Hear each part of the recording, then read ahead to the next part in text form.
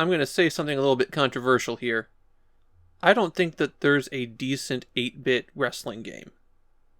Now, I'm not fond of wrestling games to begin with, but I find all of the 8-bit ones to be especially dire. So I think you can tell already that I did not enjoy playing Tag Team Pro Wrestling. It's one of the Data East games that Namco distributed for them, and Data East released it themselves in the US as Tag Team Wrestling. I don't know why they dropped the Pro, but they did. The game has an extensive roster of 4 wrestlers, who are already locked into 2 tag teams. In the single-player game, the player always controls the Ricky Fighters. They consist of the long-haired Ricky and his masked compatriot, Ultra Machine. Their opponents are the Strong Bads. Where have I heard that before?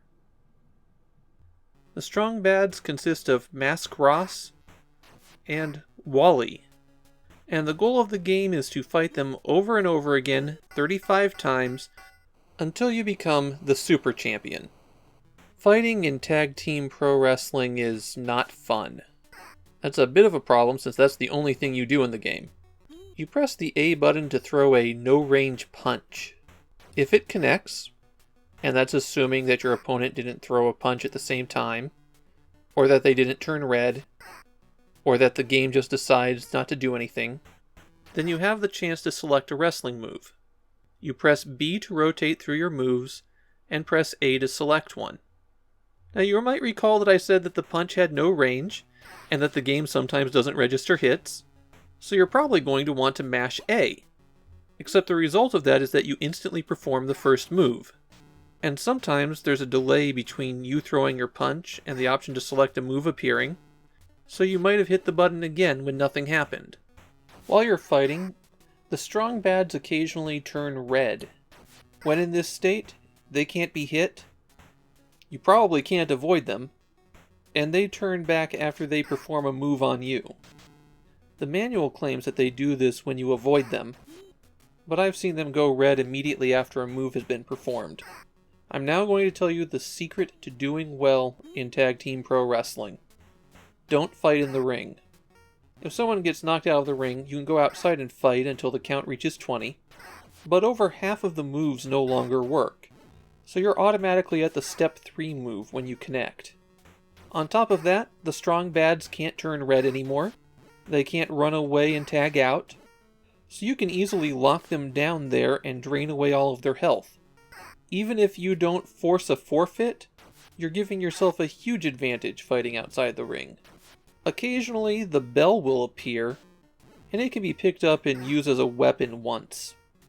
If you're grappled, you can press the A and B buttons to break out of it, and in some moves, that calls in your partner to disrupt the opponent. Ideally, what you want to do is reduce the other wrestler to 0 health, and then pin them.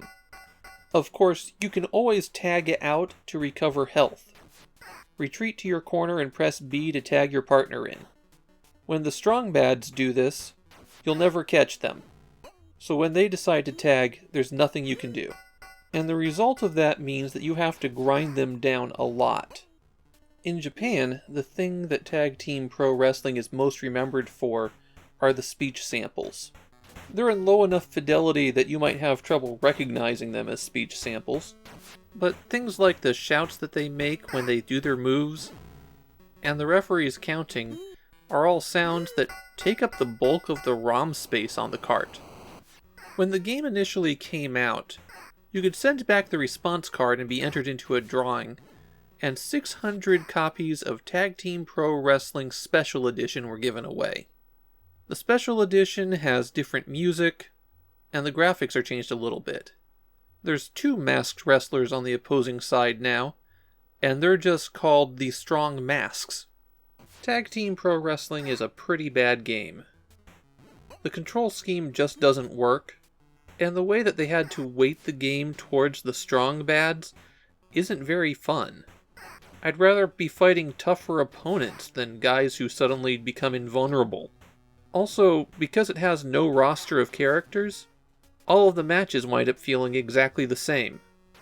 I doubt I'm ever going to pull this one off the shelf again.